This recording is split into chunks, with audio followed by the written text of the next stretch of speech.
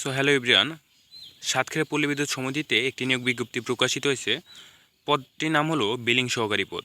সাতক্ষীরা পল্লী বিদ্যুৎ সমিতিতে কাজ নেয় মজুরি ন্যায় ভিত্তিতে নির্মুক্ত শর্তানুযায়ী সম্পূর্ণ অস্থায়ী ভিত্তিতে বিলিং সহকারী পদে নিয়োগের প্যানেল তৈরি করার নিমিত্ত যোগ্যতা সম্পূর্ণ প্রকৃত বাংলাদেশি, যারা প্রকৃত বাংলাদেশি তারা আর কি সাতক্ষীরা পল্লী বিদ্যুৎ সমিতির ভৌগোলিক এলাকার স্থায়ী বাসিন্দা, মানে সাতক্ষীরার ভিতরে আপনাদের সাতক্ষীরার ভিতরে যারা আছেন তারা এই করতে পারবেন। মহিলা নাগরিকদের নিকট থেকে নির্ধারিত ফর্মে সহজে পূরণকৃত দরখাস্ত আহ্বান করা যাচ্ছে। মহিলা নিবে আর কি।